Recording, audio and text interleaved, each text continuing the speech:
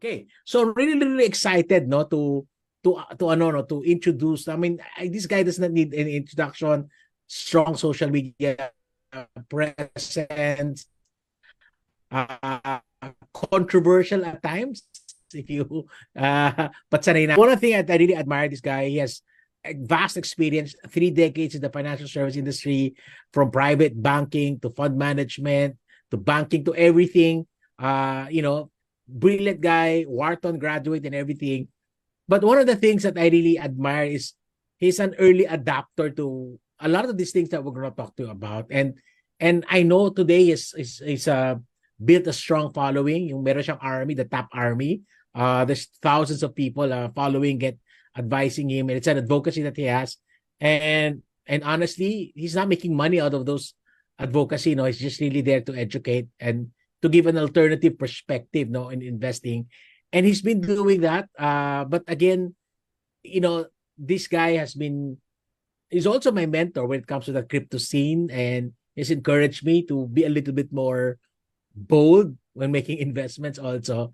And then it's great. So let me introduce our guest for tonight. So balik natin. His name is no other than Mr. Tony Herbosa. Tony, I didn't do a very long introduction with all your That's fine, colorful yes. colorful, but really it's been no as we celebrate the 10th year of Icon, where I probably met you 34 years ago. Can Yes, you believe 38. that, no? 34. That was 1989 or 1988 when I met you, no? So kung di 34, 35 years. Okay. I'd like to believe we still look the same. Yeah, exactly. Exactly the same when we had the summer Christmas summer outing and you were on your car and you were playing Mike Mike Francis music. Francis. So you look exactly the same as Mike Francis. My claim to fame is I introduced a guy named Mike Francis to Tony Herbosa, and Yeah, and and Tony has been listening to Mike Francis ever since. So that's my yeah, claim to fame. yeah, yeah, It yeah, yeah. gives our ages, no, but I won Yes, over you because I have grandkids now, no. So yes, you're ahead of me. yeah, so that's my only thing, my only one thing over Tony. Masaya, So di ba? Masaya, nauna ako. Yeah, grandkids. yeah. It's been great having grandkids and Yeah. stuff. Okay, so Tony, we're talking Okay. about again, we'll try to tone it down a little bit. I know you understand, but siguro backtrack lang. What got you into the crypto scene? I mean, you're a big stock market guy, you're a big investment Yeah. guy. I know you love properties, but one of the I remember, if I distinctly remember, mga 2017 in one of those conferences, and then they were like, Randall, you should buy Ethereum. Parang you were trying to tell me that way back. What got you into the crypto, knowing your background in stocks and everything? Yeah. In 2013, I started Traders Apprentice, which is to help the OFW. So Mm. my market is the retail, di ba? And the retail guys, I remember I was doing, in Money Talks, I was just blogging there. Yeah. It's very exciting. And, I see so many of these young kids get confused with trading. So parang they confuse trading with hyperactivity, meaning Mm. the more you trade the fluctuations, the more you make money. And so I remember at that time, I sort of blogged, no, this bull market, you have to ride from Baclaran at the start of the bull market and get off the Monumento. You cannot say, well, I rode in Shaw Boulevard and, I went down in Galleria, I made 200,000 pesos, I must be a genius, diba? So always my point was you have to catch the bull market in Baclaran at the very start of the bull market and get out in Monumento. Because if you ride in Baclaran, you get out in Taft Avenue or FD Harrison, you can say you made money, but you did not maximize the opportunity, di ba? And a lot of the OFWs, I try to teach them the stock market, but it's hard. I'll tell you why.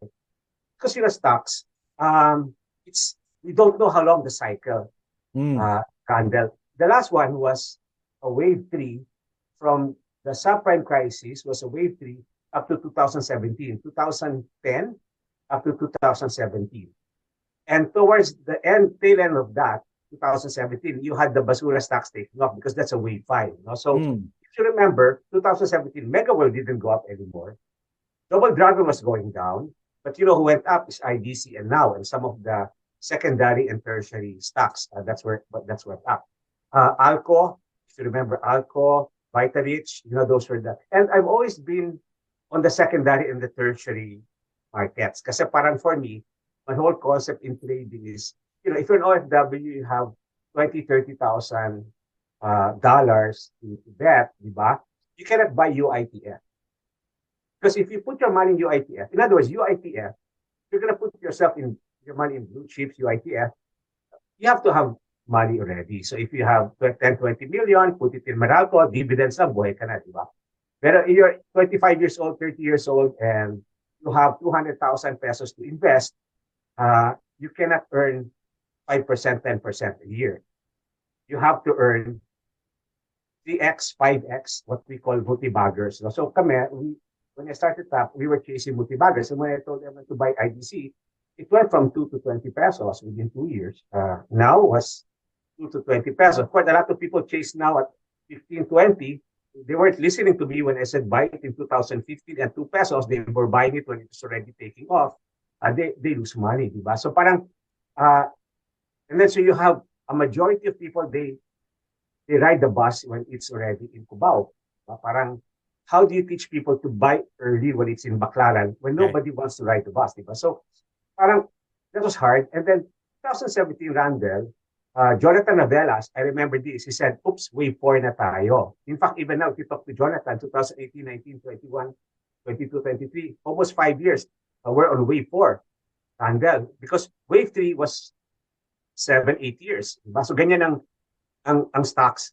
You're talking of 5 years, 7 years. So in 2018, I told my followers, you have to get out of the PSE. Kasi at 8,000, 7,9, 7,7, 7,5, 7,390, which is a very important figure, bababa na yung stocks. So it's a declining stocks. I said that in 2018. Saan tayo pupunta, boss? Buy 1 Bitcoin each or try to buy half a Bitcoin. Now, so crypto was sort of, I started to look into it because PSE was going down and nothing was happening to the PSE. And wave 4 is very scary, diba? Having said that, I think we still have another wave 5 on the PSE, which is very exciting. I don't know if it will start this year or next year, but we're getting out of this wave 4. As you know, a lot of things are happening now. You have interest rates are peaking, but the opposite is happening because the Fed doesn't want to have all these banks collapse, diba? So parang inflation is also collapsing. So you're going to have this reverse event where interest rates will be going down, the Fed will be printing money to keep the banks afloat, and that's a good time to have emerging market stocks. So I almost feel the next 12 months to 18 months, it will be bullish crypto and Philippine stocks, so emerging markets again. Okay, so parang Tony, no, I remember I was talking to you in 2017 and 2018. We were traveling, if you remember that, no? Yeah. And then we were having these side talks, and then you wanted, but you were already starting to tell people na, hey, take a look at this crypto, take a look at Bitcoin, take a look at Ethereum. Particularly, can't forget you nudged me in one of those in the chair. But look, I did listen back then. Sa Ethereum, you can take a look at. Bitcoin is good, but medyo nauna na yan, and you were talking about that. So the reason you got into that because you already foresaw that the market, the wave 4, it's not going to be good for investors. So parang they're just going to flat and they're going to lose money and stuff. And then kasi for guys who's listening, no, si Tony is like the godfather ng mga top niya, no. So there's a lot of people who look up to him, and then he was like trying to tell people and teach people. By the way, in fairness to Tony, he doesn't make money out of that, no. He's always just teaching people. He has enough money to live a comfortable life for the rest of his life. So again, he was just trying to teach people. There's a group of people who wanted to follow him, and that's why he was looking for opportunities as well as opportunity for himself. I remember your story that it was so hard for you to buy this crypto because you had to go. Was that Louis or something like that? I remember you had that funny story, no? Parang it was not easy to buy, it was easy to pay, but yet you endured all of that way back. Yeah, I also help create among the millennials of TAP door to door. So they help each other buy for the gurangs and the older people. They buy the crypto for us. Some don't have a Binance. Some get confused with online trading. But basically, my point is, if you're going to get into crypto now, you have to bodega. You have to buy the crypto early. Now, I'll tell you this story. I met the head of Dusit for Asia. Indian guy. He was here. I met him to a friend. He was head of Dusit in Manila from 2010 to 2015. And he was telling me, Tony, I have this friend, a German friend, who was the head of Sofitel. And what happened to your friend? He's now in Dubai. Ah, okay. He left the industry. He left the hotel industry. He Sofitel 2016, 2015. Why? What's he doing in Dubai? Apparently, Randall, he bought Ethereum at below $5. But he bought a lot of Ethereum. So my friend was telling me when Ethereum peaked at $4,000, he was worth $60 million.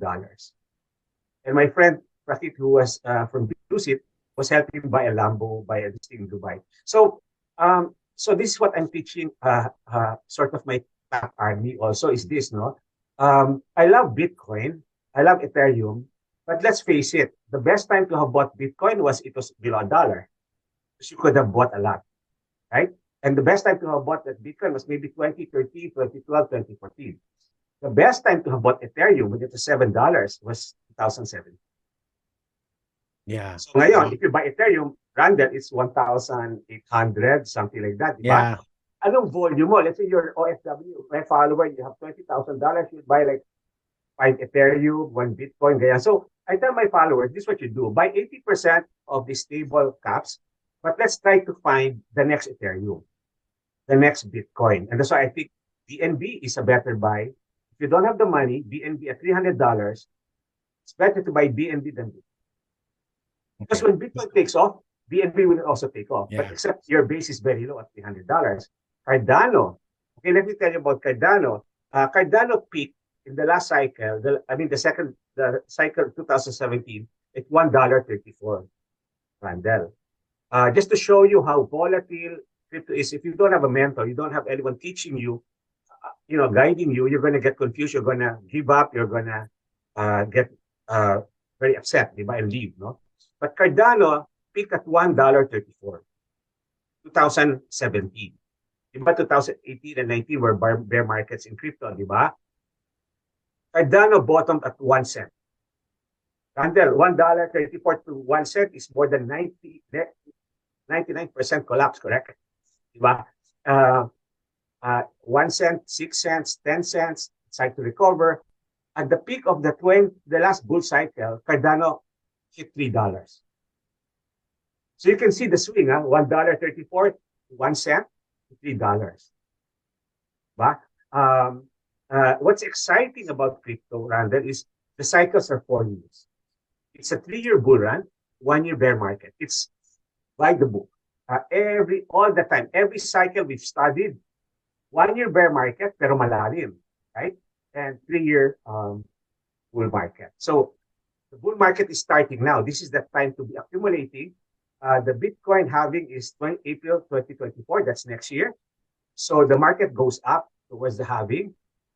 And there's a parabolic spike a year after the halving. So this market will peak around 2025, 2026. Okay, so where are we at the moment right now? We are we transition from the bear to the bull market. So is the bull already started, Tony? Bull has already started, but it's like the early stages, first year in other words, Bitcoin bottomed already at 15 or 16 something. It bottomed. Cardano bottomed at the 20 cent levels. We're now moving to the shoe phase because Randall, the uptrend happens 1 year before the halving. Randall, May 2023 na. The halving is April 2024. Yes, where less than a year. The amount of Bitcoin you can mine per block goes from 6 to 3 coins. So a lot of these guys who spend the same energy, same effort, will not sell their Bitcoin anymore for $20,000. They'll sell it for $40,000 because they only get 3 Bitcoins now for the same effort. Whereas, before the halving, they get 6. Now, before that, 12, and so on. So it starts, Bitcoin is a program scarcity. So Bitcoin is very exciting. So what you basically have now is this cycle, unlike the previous cycle, Randall, there's a greater acceptance of crypto. But US banks are failing. Mm-hmm. But 170, 180 regional community banks in the States are insolvent. The Fed now will have to backstop those banks. The money is moving from the regional community banks to the big four, the too big to fail. At the same time, you have a situation where the money is leaving the U.S. banking system because the Fed made the banks buy bonds at 2%. And then thinking there would be no inflation, they bought a lot of these bonds. And then when inflation hits, the Fed now is at closer to 5%, right? So a depositor online can take his money out, percent, he'll buy treasury notes, correct? So he'll get the 5%. Not only that, malaking paper loss nitong mga banks ngayon who bought at 2% and now the interest rate's 5%, talo sila, lugi sila. So the Fed is like caught between a rock and a hard place. You attack inflation, or how about the banks that are collapsing underneath? So the Fed said, okay, this is what I'm going to do. I'm going to backstop all the bank deposits. I'll make it good. So basically, the Fed has just turned the U.S. banking system into a communist system. In other words, you could be lousy, you could be lending to an idiot, you could be lending without the right collaterals. The Fed will bail you out. That's basically what's happened to the U.S. banking system. It's become, in a way, a communist to survive. So the Fed most likely will, with inflation going down, will start reducing the interest rate to salvage the U.S. banking industry. Very bullish for crypto and banks. So right there, people realized and woke up, hey, this this banking system is a Ponzi in a way. They're just lending money they don't have, correct? And so that's traditional finance. And at the same time, crypto naman, you're protected because it's decentralized blockchain. No one can tamper with the scarcity, the formula, the number of bitcoins out there. The Fed can print more money, but nobody can print more bitcoin like that. So medyo nag-shift ngayon. So now a lot of people are interested in crypto, and it's the right people. Right? So there's a little bit of shift. And also what's happened with this cycle, I might as well jump into it, is I never saw this, Randall. In the PSE, same thing, the same cycle. But the blue chips go up first. Yeah. Then later, the second, when mega was 4, 5 pesos, 6 pesos, the second liners, the next ones who want to be the next mega will go up, from 1 peso to 7 pesos, the second liners. Then to tertiary, even the basura stocks take off. The basura stock to me in crypto is the meme coins. Mm-hmm. So parang ngayon baliktad. Nag-uumpisa pa lang yung cycle, like I said, on first gear, meme coins are the ones already moving. Why is that? I think one reason is there's a lot of institutional money in Bitcoin already, Ethereum. So in other words, I'm not saying they're manipulating it, but parang they don't want it to go up kasi they're accumulating. So parang may cap yung Bitcoin. Ang bagal ni Bitcoin malaw. Okay. Parang short nila sa futures market, then bababa. So the moment Bitcoin had a futures market, gumulo na yung Bitcoin. Parang ang hina ni Bitcoin. Parang they're accumulating Bitcoin. They're making sure the retail sells to these wealthy guys. Kasi you can play around with the futures market to influence Bitcoin. So a lot of the retail guys, and shifted a bit because the money's in Asia, I'm not going to wait for Bitcoin. I'm just going to buy the meme coin. So parang Pepe became like a billion market cap from nowhere. So parang, I think number 10 or number 15, this is a meme coin, just like Doge and Shiba. Okay. Parang what I can tell you is, just like the PSE has blue chips, has tertiary stocks, crypto seems to have these meme coins and but okay. So Tony, if I'm a guy na, yes, I understand Bitcoin is a more stable, it's the gold, but I'm not ready for meme coins. How about secondary? The Ethereums, the Cardanos, for the me, BNBs? If secondary, for me, I like Cardano, I like BNB. In fact, I just shared a research, a chat GTP, parang chat GTP was asked, what are the 5 large coins that's most likely to survive? Sabi niya, chat GPT is AI, di ba? Bitcoin, Ethereum, Cardano was there. BNB. And the 5th, chat GPT was saying, baka Polkadot. Mm-hmm, mm-hmm. So those are also my favorites. Parang you have to have them. You have to have them. But so kunyari, you're not like parang I don't want to do the meme coins. Maybe going to the secondary is that a next best option if you want to build volume. Yeah. You should take a look. Like for example, Cardano, if I told you it came from $3, this cycle you can still pick it up now at 36 cents. Right? So what I can tell you about crypto is every cycle, the next cycle surpasses the peak of the last all-time high. Yes. So what I'm telling you, this cycle, and looking at Cardano, everything that yung hide us out, yung parang Cardano superior to Ethereum actually technically, except that Cardano doesn't have that many projects on board yet because it is a little late. No? Parang pulido-pulido yung Cardano. Parang if you're building a tall structure, inayos muna yung foundation. Okay. No, one step at a time before, So Cardano can go $5-10. So for those who bought Cardano at $1.50, like me, I bought it at like $1.20, $1.50, You also $1.60. bought cheaper pa. Oh, but and I think I remembered buying one at $1, but I stopped, no? Yeah. I just keep it. Parang I just keep it and wait until you can average. You should average down by 20% if you can. Or para you average down. Okay. All right. Sige. So guys, again, I'd like to welcome everyone for you just got into here. Maybe share the live stream so you can get to catch Tony and talk about it. And if you have questions, so please sa chat, lagyan niyo yung questions sa chat. I'm gonna pick it up. A lot of people are saying hi to you, Tony. Si Aris Baloran of Italy saying hi. And then the others. Si Aris. I know him. Yeah, everybody knows him. So si Aris, no, a great story, si Aris, no. Again, it's there, and there's a promo code for Icon, no. So we're sharing it. Just go to the chat, and then maybe in a while we'll put up the QR code. All right. So if you have any questions for Tony about crypto, about anything about that, please post it, and I'm gonna pick it up a little bit later. Okay. So Tony, how about you personally? Have you totally given up on stocks? I have only mga 2 or 3 stocks. Not the index stocks. They are sort of speculative stocks. Parang for me, if I'm gonna touch stocks now, they have to have the promise of doing better than crypto. So if crypto can give you, Cardano for me is easily 8x to 10x in this cycle. So I have to see that in a stock. So I like a few. I only like a few, but I'm not gonna buy that's a good question, Randall, because there's a very good guy named Raul Pal. Here's the problem. Nobody, sorry to say this, nobody can compete with crypto. If you talk about stocks. Because stocks is just regression to the mean. Right? And I've said this many times. Regression to the mean lang ang stocks. Crypto is exponential wave. It's technology. So let me explain what that is. Regression to the mean. Diba Jollibee had 300 stores before the pandemic? Because of the pandemic, they had to close stores, 200 stores, so they went down to 100, right? So you buy Jollibee when it's cheap, though it's 100 stores. And now when it gets back to 300, maybe in 2, 3, 5 years, you'll make a lot of money. But that is just regression to the mean. You go from 300 to 100 back to 300, right? Mega World, how fast is it growing?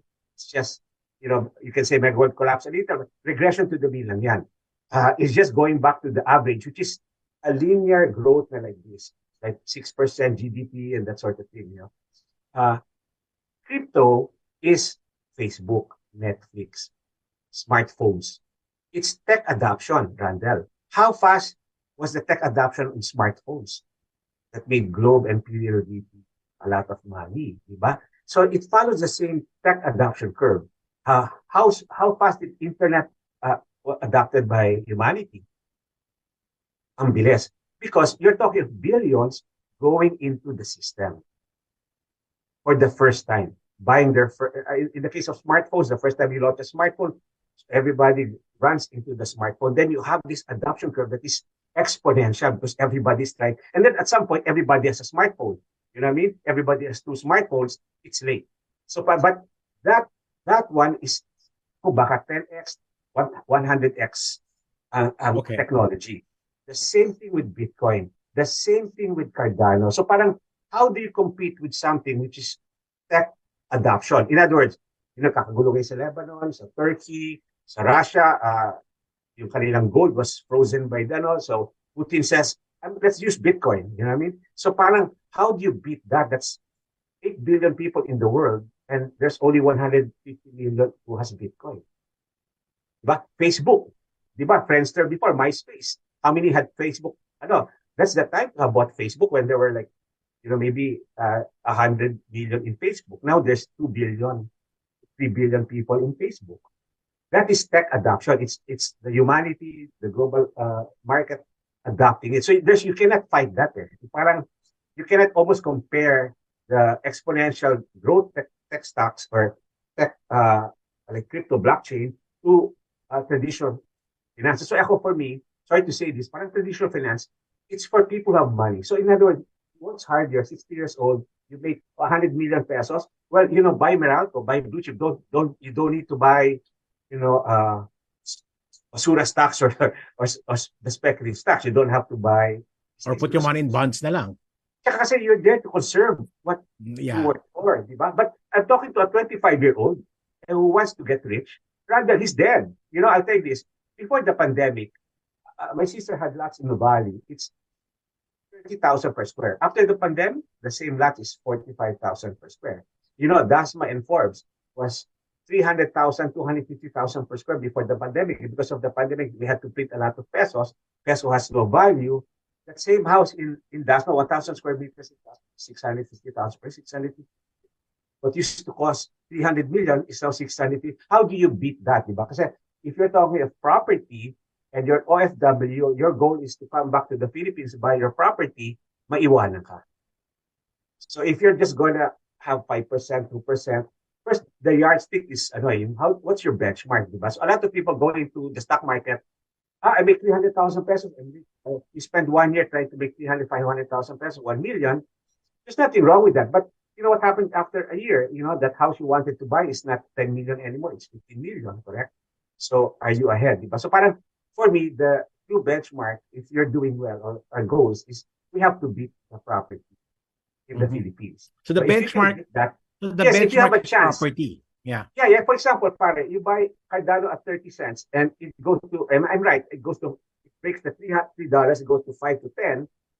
30 cents, my God, that's ilang percent yun, di ba? 20x, 30x, di ba? So then you have a chance to buy that dream lot or even just make a deposit. So for me, because that's the background of my mom, property laging ko, parang when I look at property, and it's funny, Randall, property is also like Bitcoin in Makati. And I've seen this happen so many times in the past. Like a friend would say, I'll sell now my house in Bel Air. I remember this 2010, a good friend of mine. I'll sell my house in Bel Air, 45 million. I said, why? Because the rental rate is not equal to the house. If you look at Forge Park, I know a friend, his house in 2010 was 200 million. Some people wanted to buy it and said, benta mo na yan kasi yung rent na you're getting is not commensurate to the value of 200 million. Randall, that same house is $1 billion. And a lot of the houses that are $1 billion before the pandemic is now 1.5 to 2 billion, right? In other words, what is a house in Forbes? It's not a security. It's not the earning potential. The house in Dasma in Forbes is a store of value. Yeah, okay. So Tony, this is this is a trend that I've seen, because a lot of these younger new investors typically, they go into stocks and eventually. But I've seen particularly the Gen Y, not the Gen Y, the Gen Z. The Gen Z, when they get into investments, they jump into crypto and NFT. They bypass everything. They jump into that. Maybe because they don't even do stocks anymore. They don't do stocks anymore. Here's what they're saying, Tony. Ang point nila, which in a way, I don't totally agree, but in a way, I agree also. Ang point nila, sabi nila sa akin, coach, yung pera ko sa stocks, nalulugi din naman kung bumagsak.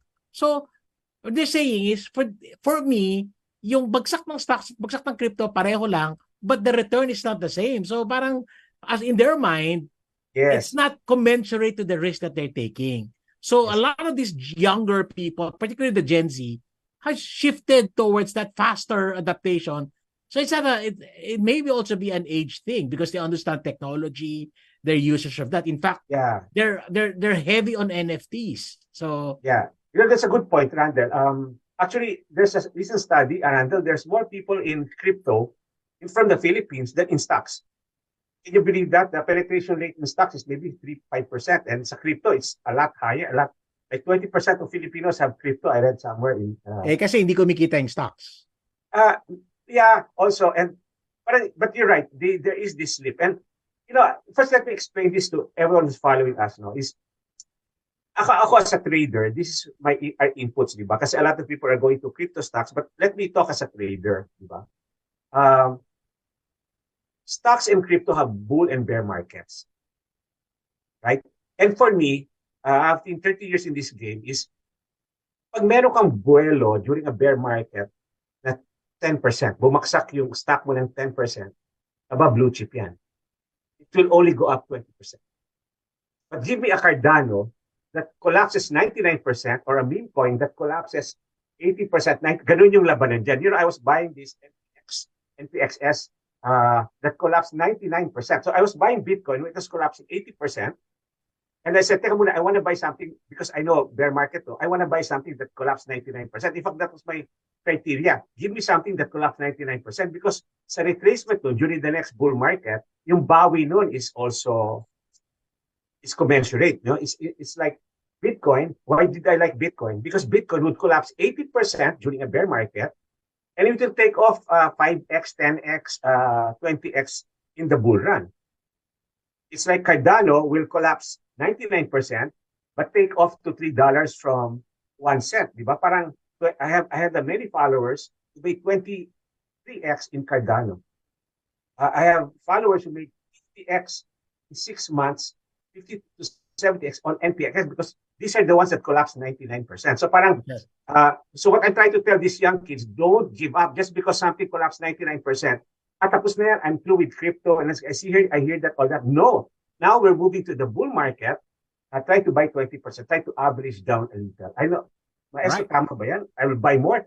20% lang. Because when you add the 20% on something that collapsed 99%, yung 20% will more than double your volume. So that's a form of risk management. Yeah, so parang, like, give an example, di ba? I know you were buying Cardano at 30 cents actually for cheaper, and then you bought some at $1. Maliit lang nabili mo, but then at 30 cents, imagine ilang mabibili mo. So that $1 can collapse to 40, 50 cents okay. right away. And it goes, and I'm almost sure it will, they go beyond the previous peak. Eh. Ganun yung market. Okay, I'll give you an example. Bitcoin goes to $200,000. Cycle, correct? $150,000 to $200,000. Bitcoin. It's next cycle after the Bitcoin halving. Don't tell me Cardano will not go to $3. Mm-hmm. Right? Or Ethereum will not go back to 4,000. And Bitcoin is at 150. So parang sa akin, just look at Bitcoin. If Bitcoin will do that, you know the others will even do more because sila yung mas malaki yung collapse nila. Parang ganun yung as a trader, ha? Okay. Tony, there's a few questions here. Let me read it out for you. Sige, this one's from Aris. By the way, shout out to Aris. Aris is really a guy who understood financial literacy. He's working in Italy, but yung heart niya, no? And everybody knows Aris, no? Si Aris. So Aris, question, Bitcoin halving is next year. So do you think it's the right time to accumulate na mga sources, especially the coins you mentioned? BTC, Ethereum, BNB, AIDA, and Paul. Time na, and I guess you said yes, no? Parang just to reiterate, it's time to start buying now? Yeah, you should buy now. But if you had $1 million, you can buy 3-5 Bitcoins and buy some Ethereum. But if you have, let's say, for $50,000, you buy 1 Bitcoin, siguro kaya, and then, so parang you have to buy less of the Bitcoin and Ethereum because they're more pricey. And they took off 2-3 cycles ago. Ethereum took off 2 cycles ago. Get the Cardano and the BNB. I think BNB, BNB is not, has an edge over Ethereum. BNB is a business. It makes $4 billion a year as an exchange. So anytime CZ can buy back and burn as much BNB, di ba? So parang BNB is a no-brainer. Parang hindi yung papabayaan ni CZ. And CZ has a parang angst. He wants to be the next Ethereum. Or he wants to be Ethereum. Yeah, and right now, the biggest users, biggest people buying stocks, crypto is buying through Binance. Now, globally. Okay, globally Binance. No, globally. Okay, so Angelica's asking about how about Kate coins? You became famous for Kate coins. What's your stand on your views on Kate coin? Yeah, I just want to be very clear. Followed me 2018. I said buy Bitcoin first. Very clear. Just buy Bitcoin. I saw the large caps movie. Cardano at 6 cents. Link. And so I said, buy Cardano. Link. Okay. Tapos na kami. So and then towards the middle of that, I said, okay, we have to buy the low cap gems because naka-bodega na kami, no? So I don't advocate just buying the big coins, Randall.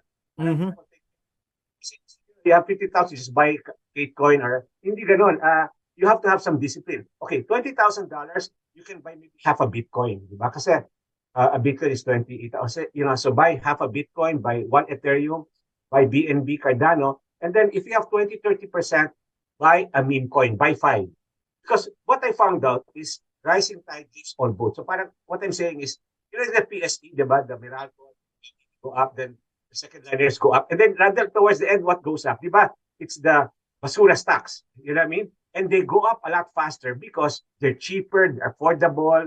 Like Katecoin is 6 zeros now. We were buying it when it has 7 zeros. Imagine if Katecoin would just reduce by 2 zeros, that's 100x, right? So parang it's for people who are OFWs, who are like students, you can get a million Bitcoin for $200, $300, something like that. So parang All right.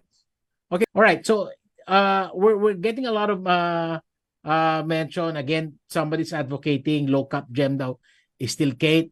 How about this how about these meme coins? Is it just Kate, or would you recommend others? No, those who follow me know I'm now recommending many meme coins. So there's 5 or 6 I like, 4 token. Also, Randa, just to say it very quickly, the meme coins are no longer just meme coins. There are DeFi meme coins. Like for example, 4 token. I know the developer of 4 token. If you buy 4 token, USDT. So your 4 token, nanganganak siya every day based on the trading volume. Kasi di ba there's trading volume in crypto. 1 or 2% of that is taken as a tax. Tony, we're losing your volume. Maybe you can fix your microphone. Sorry. So there are some meme coins that are. Can you hear me now? Yeah, I can hear you now. There are some meme coins which are now DeFi, Randall. So there's a tax, 8% tax. Sometimes it's 6% tax from the selling and buying of that meme coin. So if Milan Chupita, that guy just gave us 8%, that 8% is spread. The 3% in 4 token goes to USDT. So lahat ng holder bibigyan ng USDT. So manganganak siya ng USDT. So Katecoin, why do I like Katecoin? There's a 2% reflection. If you have Katecoin, Randall, from all the trading, you earn 2%. So if the trading volume in Katecoin, and I'll tell you this, there's an OFW who bought 30,000 Katecoin with me when it was 7 zeros. In the last bull market, zeros. That OFW, Randall from New Zealand, is 35,000 became $2 million. Okay. Saito. Katecoin, on Katecoin. So don't give up on Katecoin. This Katecoin can beat that 4 zeros in this next bull run. Sorry. Okay. Somebody mentioned Saito. How about Saito? Yeah, these are my top army I like, but don't focus on what I like, because what I'm saying is have 5 or 6, and we don't know which one will fly. Maybe 2 or 3 will fly, but I'm almost sure half, 2 or 3 will fly. And that 2 or 3 that flies will more than compensate for the 6. Okay. I have this friend who's into painting. And sabi ko, how do you even know which one's gonna have value? Sabi niya, I don't. That's why I have a lot of them. 1 or 2 out of the 10 or 12 that I bought will just become a master. Then that's it will compensate for whatever. So not the same logic. Exactly. You said same it logic. It's the same logic. There's a lot of parallelism with paintings and crypto. That's what I noticed. That also it's not without risk. Remember when the last time we had talk, I actually was taking off.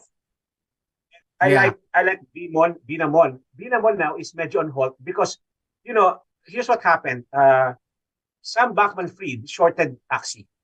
He shorted Luna, he shorted Sol. You see Sam Bankman-Fried of FTX, he was placed there by the banksters to collapse the crypto market, and it's already proven he shorted Axie, he shorted Luna and Sol. So a lot of friends of mine who had Luna, so they lost a lot of money. And so when Axie collapsed and it was manipulated, Bimon also collapsed. So parang may risk. So that's why I have 5 or 6. Okay, to spread it. Yeah, exactly. And also just want to add, Randall. 6. Okay. Randall, I can tell you this. I've seen it happen.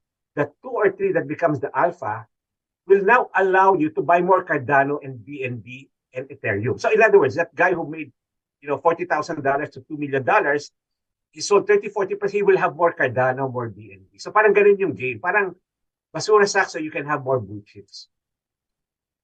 And then when you hit the bull run, then you bring it back to, say, Bitcoin. Pag kunyari, you already made your money. Yes. Actually, sa akin, convert both to USDT, yung gusto mo i-cash, and convert to Bitcoin what you want pa for the next cycle. Kasi some of us are playing a multi-cycle game. For me, my Bitcoin, I'm willing to wait 2 more cycles. Like, okay. So, Tony, personal question. What's the end game for you? I mean, what's the end game? You already made a lot of money. What's the end game for you with this? No, yeah, it's not an end game. For me, the game is the game. Parang, I'm doing this because it's fun. I'm meeting people. There's a lot of millennials I met. Even the founder, Dev, of 4Token became a friend of mine. I met him in crypto. That's so parang it's fun. These younger kids. Okay, we're losing you again, Tony, your microphone. Yeah, you have these younger kids. They're teaching me about crypto. I'm teaching them how to trade it. Kasi for me, my focus is always, how do you come out ahead? Baclaran to Monumento. How do you get off Monumento? You go to USDT, you go to Bitcoin, you wait for the next cycle, and some you obviously cash out, di ba? Pero I'm trying to teach people how to trade the cycles, because when you have a bull cycle, rising tide lifts all boats. So all the basuras will also fly later. Parang you don't have to, you don't have to worry so much now, because this is just the start of the bull cycle, and it's a 2 to 3 year bull cycle in crypto. Yeah, like and then you always tell people, no, don't overthink, no. Sometimes you overthink, naga-analysis paralysis, no. So yes, okay. Once you've been trading a lot, you will develop this thing called instincts. Kasi trading is like fighting in the mixed martial arts or the octagon. It's visceral. It's like instinctive, no. Parang when you're a fighter, you know when to punch, when to throw the kick, because you've been fighting in the octagon many times. So trading is the same. After a while, you don't need charts anymore. You know exactly, this is the time to buy it, this is the time to sell it. Why do you know that? Because you've embraced the chaos, you've embraced the cycles, the up and down. After a while, it's in your subconscious, in your gut na. So after a while, Randall, it becomes part of your, already, your psyche. Okay. Again. Yeah, ganyan ang trading. So, yeah. You have to give it time. Ito, si Aris mentioned, no, I think it's one of the reasons why people are attracted to that, no. Sa problem in Italy, profits in crypto are taxable by 26% if declared. So, hindi na lang daw, sa Pilipinas na lang daw niya dadalhin. No, that's a portability, di ba? Yes, and if I can give you another exit, you don't have to sell your crypto in the Philippines. Yeah, you can migrate to UAE and SG, and in a jurisdiction where there's no tax on crypto, and you cash out and you get a golden passport there. But you can do anything, because what's happening now is some countries are friendly, some will tax you, some will not tax you. So if Singapore doesn't tax you, sell it in Singapore. Sell your crypto in the after you're in Italy, right? It's not a Philippine business. Yeah, okay. So yeah, that's good. It's a good idea. So the portability is now, with all that geopolitics happening right now and stuff like that. So more and more people are thinking, oh, okay, I need portability. If I buy gold, I can't take it out of the country. If I buy painting, I can't take it out. If I buy land, I'm going to be stuck here. So again, that's the whole idea. No, again, we're not saying that that's the only way you do it. But it's something that you can use for diversification program. All right. So how about the Philippine scene for the crypto? Do you think that the Philippines will ever have mass adoption, or what's gonna happen here on the local scene? Yeah, that's a finding. When it comes to Web3 gaming, Philippines #1. I'll tell you, I always have this feeling that Philippines will be #1 in a lot of these NFTs, a lot of these games, Web3. Iba ang Pinoy. Pinoys are very adaptable. We read in English. So parang in China, the government sometimes say, crypto is illegal, in India. So parang you have this ambivalence. Sa Philippines, we're very crypto friendly. The BSP has Coins PH. They approved a lot of DCE. So Philippines is different. I have to hats off ako sa government natin, because they're thinking of financial inclusion. Crypto, at the end of the day, is financial inclusion. GCash wants to do crypto, Maya, you name it, diba? So parang I see adoption going to happen. And Randall, there's also a group that's doing Bitcoin Island, like in Boracay, you can use your Bitcoin. And so the adoption here is fantastic, diba? Now, there's a difference. Okay, you saw how the adoption of GCash went. Right? And GCash is beautiful, right? Everybody's using GCash. You can use Shopee, Lazada, use your GCash, right? But in GCash, Randall, if you put 10,000 pesos, that's also what you can spend, 10,000 pesos. Because that's what you put in your GCash. You understand? But someday, you put crypto like Cardano that you bought at 6 cents and it goes to $3. Uh, you can pay your bills for the whole year, di ba? Your Meralco and all this. So parang GCash wanted to do crypto custodianship, Paymaya. When this happens, mag-uunahan sila to buy the crypto as a store of value. Because crypto is the equalizer. Eh. Sorry guys, I don't want to sound so but you're 25, 30 years old. You save so much money to buy that lot in the valley or to buy that house. By the time you buy it, you save 10, 15 years. The house is 2 times what it was, right? So it's for us, it's all about how can I beat the asset reflation cycle in the Philippines. That's why I can buy that house. And for me, crypto, you have to be very careful lang kasi this bull run is only up to 2025, 2026. So at some point, you also have to exit because if you don't know exit, you're back to zero. You may feel like you're back to zero unless you're volume, sell some, I'll buy more. So kami, ganun ako, I'm playing the long game. There are some crypto I have, Bitcoin, I'm not really selling them, Randall. I'm trying to collect them. If I make money somewhere, I'll just convert it to Bitcoin. So parang okay. All right. So again, within your port. Yeah. Question, Tony. What's your view and what's your take on NFTs naman? Looks like a different world with different kinds of people. Yeah, NFT is okay. I'm not so much into the NFT, but you can also score big on NFTs if it flies. And I think the chances are it will fly. My only problem with NFTs is